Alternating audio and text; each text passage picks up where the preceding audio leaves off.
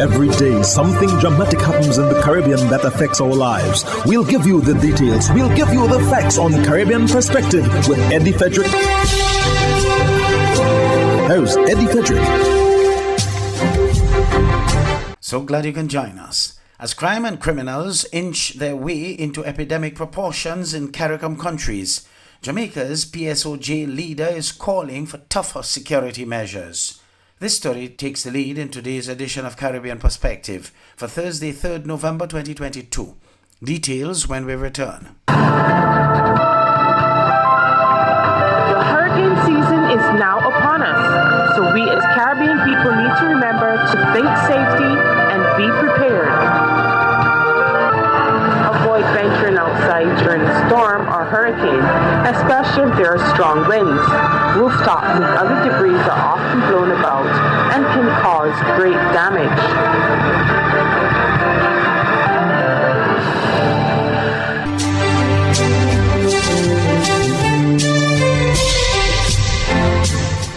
Welcome back.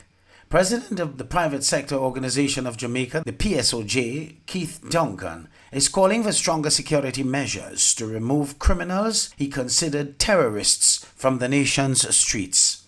Details in this CVM News report. Crime and epidemic stunting Jamaica's development.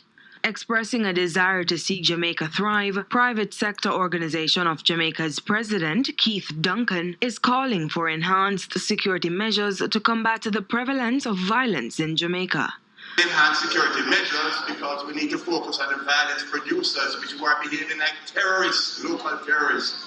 The violence producers, we need to take them off the street. Delivering the keynote address at the Jamaica Hotel and Tourist Association's JTA 60th Anniversary Gala Dinner, Duncan also highlighted the need for security forces to be adequately equipped to fight crime. Along with ensuring that the security forces have the resources they need, mobility, technology, capacity to be able to deliver on it. We need to ensure that. So we can take care of short term. And also because we have a low consequence environment, we need to deal with that. He adds Jamaica has suffered from a low consequence environment where lawbreakers commit major crimes and return to do same after serving short sentences. Duncan also championed the call for adjustments to be made to the legislation. So we have to work on the Firearms Act, we have to complete that work because if you do the crime, you have to do the time.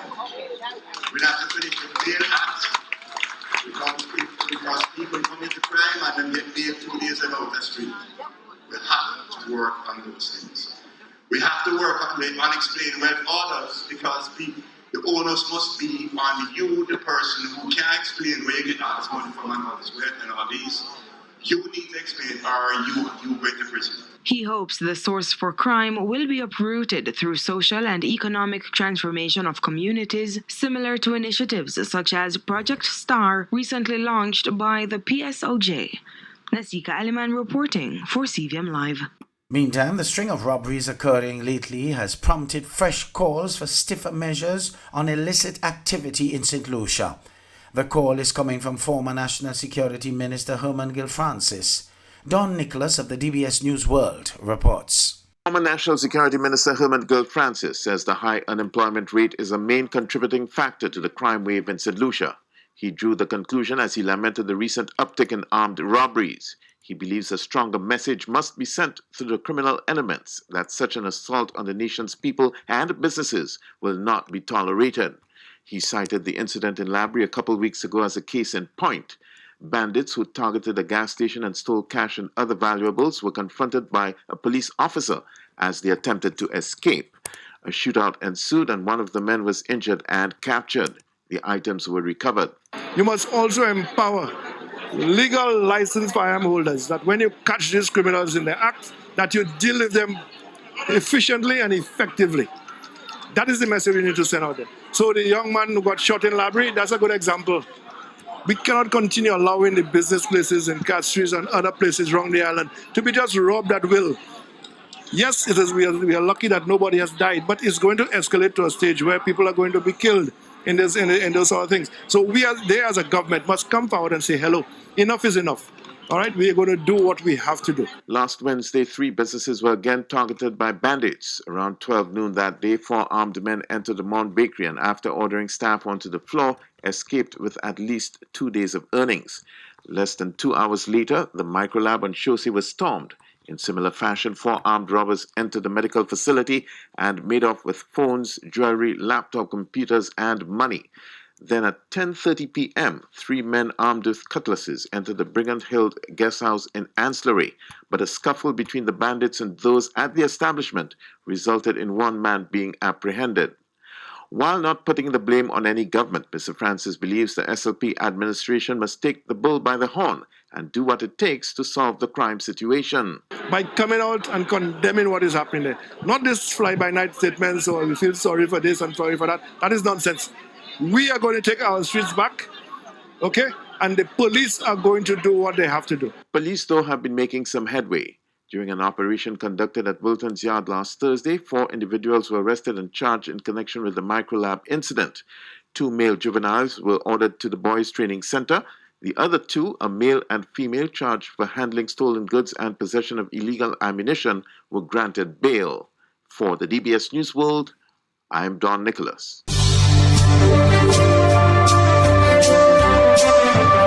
You're listening to Caribbean Perspective with Eddie Frederick.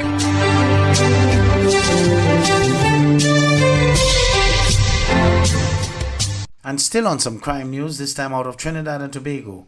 The opposition leader there says that Trinidad and Tobago is facing a crime pandemic, and she is reiterating anti-crime plans that she had announced 2 years ago, with a key aim being splitting the Ministry of National Security into 2 separate ministries.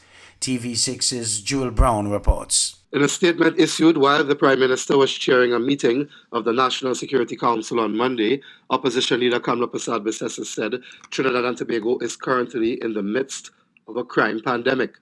The opposition leader said that her party, the opposition UNC, again wished to present to the public some of their anti-crime plans that were first presented in her presentation on the motion condemning what the opposition had identified as the government's failure to deal with rampant crime on Friday, 28th February 2020. Mrs. Persad-Bissessar said in a statement on Monday that the present system is flawed and cannot adapt to the demands of securing a nation via a Ministry of National Security, as she recalled her plan 2 years ago for the Ministry of National Security to be split into the Ministry of Home Affairs and a Ministry of Defence. In the UK, there is a Ministry of Home Affairs that deals with policing and a Ministry of Defence for the military. Mrs. Persad-Bissessar said her proposed Ministry of Home Affairs for Trinidad and Tobago would deal primarily with internal law enforcement and involves the focus on policing to ensure that the deterrent is provided and involves action before the crime is committed. The opposition leader said her proposed Ministry of Defence would be a newly established ministry that is mandatory based on the new threats and clear and present danger that all nations face both in border protection and problems encountered with the illegal entry of weapons, drugs and human trafficking. Mrs. Persad-Bissessar said a Ministry of Defence for Trinidad and Tobago would incorporate the Defence Force, Immigration and Customs to handle border control, as well as specific units to deal with terrorist activity.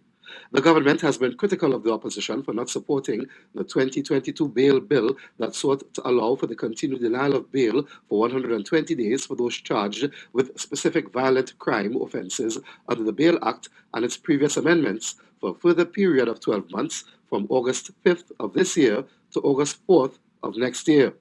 On Monday, the opposition leader said there are fundamental injustices in the bail system and added that there are alternative approaches to pretrial detention that are not solely based on a person's ability to pay. Jewel Brown, TV6 News. Attorney General of Trinidad and Tobago Senior Counsel Reginald Amor says Prime Minister Dr. Keith Rowley and 5 of his ministers do not have a date with the High Court on November 9th. He regrets that this error was not corrected by the media. Jewel Brown again reports. On Tuesday, Attorney General Reginald Amor issued a media release with the title Correction of Court Order in CV 2022-03915 Guy Griffith versus National Security Council and others. In the media release, which bears his signature, Attorney General Amor, who is also a senior counsel, said that by media reports commencing on Friday evening and continuing throughout the weekend on different media platforms, the public was informed that former Police Commissioner Guy Griffith had commenced court proceedings against named cabinet members of the National Security Council. The AG said those members included Prime Minister Dr. Keith Rowley, who chairs the National Security Council.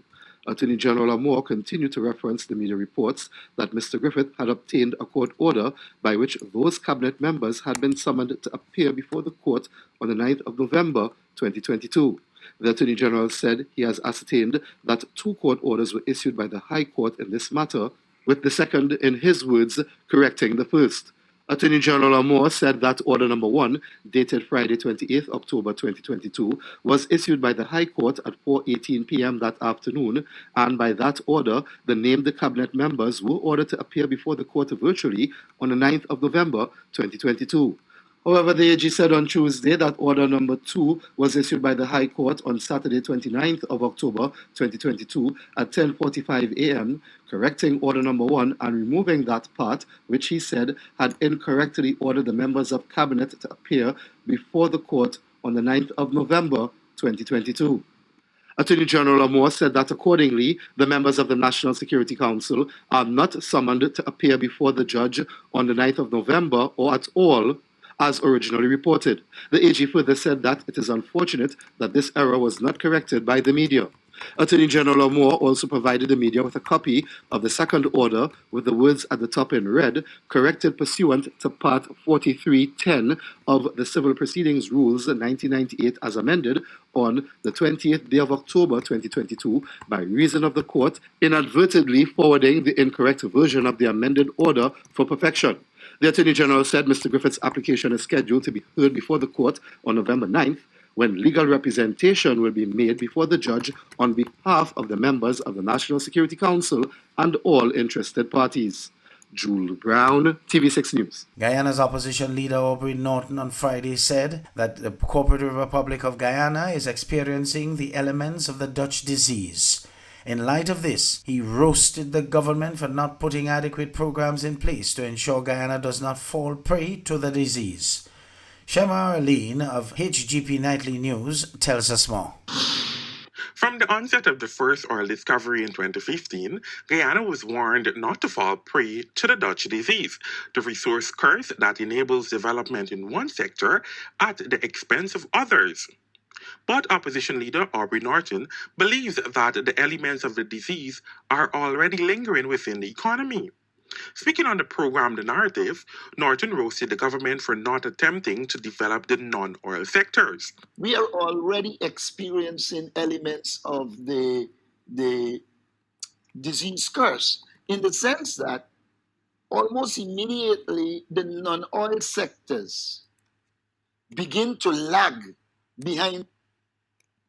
Now, we anticipate that will happen because of the rapid increase. But what is worrying is that there is no attempt to develop the non-oil sector in a structured way. Referencing CARICOM's food security agenda, which President Irfan Ali has been pushing, Norton said he had not seen any programs that will ensure food security. For instance, we had recommended in the fight against inflation, you can't just throw money at people, because if there is a lot of money in the system, but there is no production to absorb it, etc., then prices will go up. And the prices are going up in Guyana. And we recommended to them that they take action in agriculture to promote new people in agriculture, to promote agricultural development, and so that the economy can progress.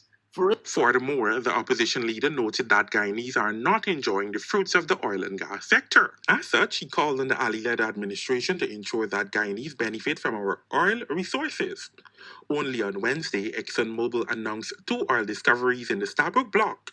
This adds to more than 30 discoveries since 2015. Reporting for AGP Nightly News, I am Shamar Allen. Roberts is once again innovating the way you shop with its new online store, providing 24-hour shopping convenience. You can shop now for appliances, hardware, houseware, building material, and more. Free delivery island-wide. shopping now at hubbartshardware.gd. Safe, convenient, reliable.